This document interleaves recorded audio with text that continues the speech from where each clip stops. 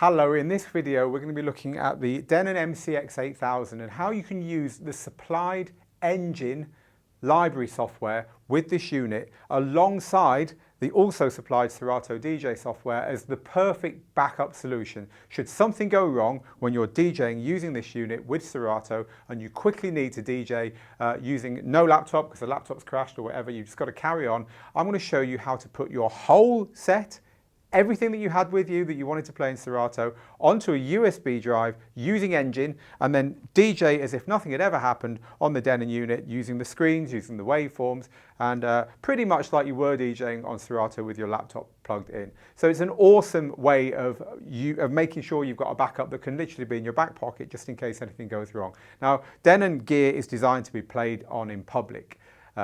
This is stuff that professionals use, and any professional knows you need a backup solution. Now, normally with laptop DJing, you've got your laptop, you've got your controller, and if it all goes down, it's pretty serious. You know, you might have a CD that you can put on, but if you can't get that laptop working again, you're stuck. Now, with this, you're not. This is a really nice solution. It's one of the most smooth and easy and fun to use USB rather than laptop solutions I've seen. DJing from Engine on this unit with its built-in screens and its waveforms and stuff is really nice. So while Engine software doesn't compete with Serato, Serato is probably the most popular and most powerful and most stable DJ software there is. It's not trying to compete with it. It's an awesome backup solution. So I'm going to show you how I do it. And in fact, I'm DJing an 80s night this coming weekend, a charity event where I'm playing only 1980s music. So it's a good excuse for me to show you how I would do it. So normally you turn up with your laptop and your computer, you'd plug it all in, you'd have your 80s set all prepared and you'd play away. But as I said, what happens if it crashes? Well, before you leave your house, what I'm about to show you now is what you would do using the Engine library software to prepare your library, slap it on here, and then I'll show you how to get it playing on the unit after we've done that. So let's have a look at preparing your Engine playlist and putting it on a USB. Now here's my Serato in offline mode where I would typically be preparing my set, and indeed here is my set. It's just a smart playlist containing all my 1980s music. So what I need to do here is get this music out of Serato, or rather copy it from Serato into the Engine preparation software. So let's go and find Engine. Here it is. It's pretty familiar looking if you're used to that Serato view. Again, it's got a waveform at the top. Let's just drag a tune onto there and I'll show you. There's a tune at the top that you can use to prepare and add cue points and so on. So this is all pretty normal. But what I'm going to do is just delete all this music out of there, just to start with a blank library. So imagine you just open this for the first time. And what we want to do is get our Serato playlist into here. Now, I'm going to plug my USB drive into the computer, and then I'm going to go over to Serato and I'm going to drag in to a new playlist here, which I'm going to call 80s Party. I'm going to drag into this playlist the 80s music from Serato, and it's really simple. You just kind of like make two windows, minimizing that one a bit. Here's my 80s music over here. So I'm just going to grab that lot there. Again, I'm going to move Serato out of the way so I can see both windows, and I'm going to drag it all into this window here. And that's all going to copy across. So I've now got all my music here. Now you can see it's analysing this music. That's what these little bits of analysis going on here are. So this is Engine creating its own waveforms and timing information and so on about all the music that I've just pulled in from Serato. But the nice thing about this is that Engine will respect the cue points from Serato. So any cue information that you've got, you know, your favorite start points or whatever, will all be pulled across into Engine from Serato. And you can do extra work in here if you want. There you go, for instance, you've got your waveform at the top and you can look at it and check. It does beat gridding, not as well as Serato does, but it does do beat gridding and stuff, so your sync button will work on your controller. But this is best seen for me as a backup solution, you know, as a very good USB DJing solution, but it's not competing with the likes of Serato and so on. So I'm going to get this music here now. You can see it's almost completed my playlist of, what, 60 odd tunes for this short set I'm going to do. I'm going to get this playlist and I'm going to copy it onto the USB drive, which is showing here.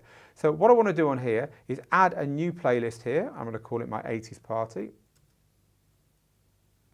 So this is where I'm going to keep the music on the USB drive that's being analysed at the moment here. It should be close to finishing here. There it goes, half a dozen tracks left to do here. So when this is all finished, I'm just going to pick it up and drag it onto that USB playlist on the left-hand side.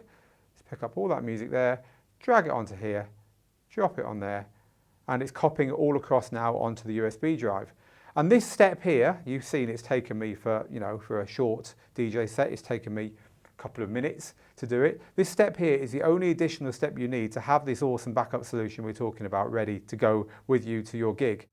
So that's finished now, and I can close down Engine, eject my USB drive, whip it out, and this now pops into my back pocket, ready to head off to my gig. So let's imagine we've arrived at our gig and we're getting set up. We set up our MCX8000, we set up Serato, and we stick a tune on and we start playing.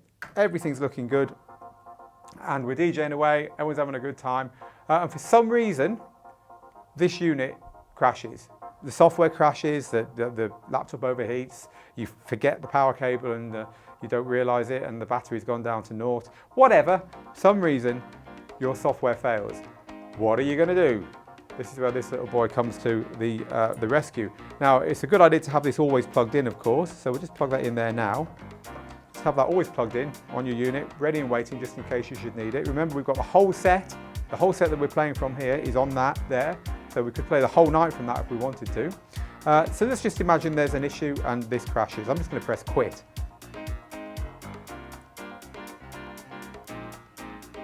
There we go. So that's quit. Our laptop's out of it. Right, so pretend that's not there.